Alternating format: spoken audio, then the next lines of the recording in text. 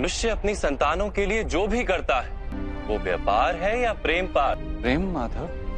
तो फिर अपने कार्यों के प्रति फल की इच्छा क्यों पार? भविष्य का लाभ तो व्यापार में देखा जाता है, प्रेम में नहीं।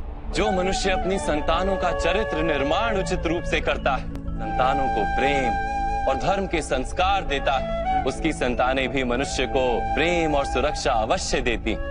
संतानों के कर्म, स्वजनों के व्यवहार उनके कर्म है पार्थ, और जब उनके कर्मों पर हमारा कोई अधिकार नहीं होता तो उनसे आशाएं और अपेक्षाएं रखने का क्या प्रयोजन?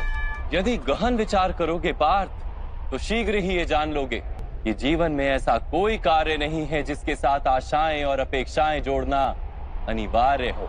जब सृष्टि ही परमात्मा है और मनुष्य स्वयं परमात्मा का अंश है तो सारे कार्य परमात्मा ही करते हैं, मनुष्य स्वयं कुछ नहीं करता। यही कर्मयोग का मूल सिद्धांत है पार्थ। तुम्हें भी कर्म योगी बनकर ये युद्ध करना आवश्यक है पार्थ। त्रिगुणिया विश्या वेदा निस्त्रिगुण्यो भवार्जुना, निर्द्वंद्वो नित्य तत्वस्थो निर्योग क्षेम आत्मवान। 3 गुणों का त्याग करके निर्गुण बन जाओ पार्थ, इस द्वंद्व से मुक्त हो जाओ। सदा सत्व अर्थात परमात्मा में बुद्धि लगाकर कर्तव्य का वहन करते रहो।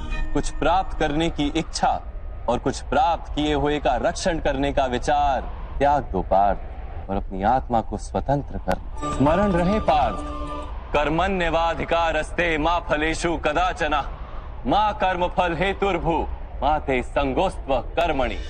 तुम्हारा अधिकार तो केवल कर्म करने का है, फल तो ईश्वर के हाथ में, इसलिए ना कर्म से भागना उचित है और ना ही कर्म के फल की आशा रखना उचित है।